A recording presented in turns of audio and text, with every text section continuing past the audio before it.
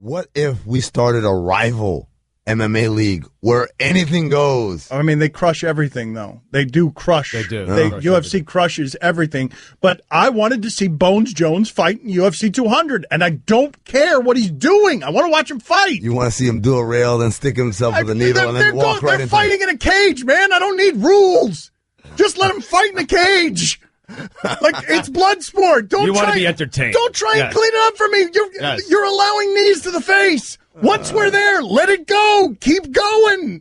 The guy's just sits like Scarface at the desk, full of steroids and PEDs, and just the rule is no weapons.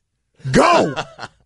That's it. That's what you draw. Wait, the line hold on. on. Weapons. Why are we throwing the baby out with the bathwater? Why no weapons? Well, if you want to go weapons, that's okay too. I'm okay with that. But those fights would end very quickly. That's correct. Yes. They'll tell you, though, that they were kind of like that and almost went bankrupt with that business model. Then. How much would that have sold for if I threw in?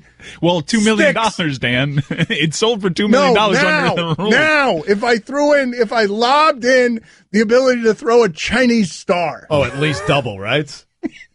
Thinking $8 billion. I'm thinking about like the mace, the old school, like the stick with the ball with spikes on it. Yes, Mad Max. I want Brock Lesnar with another guy on his shoulders, like Master Blaster, like a small person on his shoulder who's actually controlling his arms. I do like the idea of them walking through the armory and the pomp and circumstance of him getting to pick one weapon and can't duplicate. Did you see what Mike did? The big one, he did the finger to the chin. Like, what do I go with here? Do I go with the spiked ball on the end of a stick? I want to hear Joe Rogan breaking that down. Really, really weird decision to go with a spiked ball at the end of the stick. It is a weird decision because you got to go with something that you can use from a distance, right? It has to be something you better be accurate, big boy. I you understand. better be Anderson Silva in terms of striking with that thing because now you've thrown away your weapon. And what are you going to do now that the other guy's got a sword that he didn't throw at you? So I have the Chinese star and I miss, which is something I would do, but I just miss, and now he's got a weapon and I've got nothing. He's got his weapon and your weapon. I can just imagine Stugotz being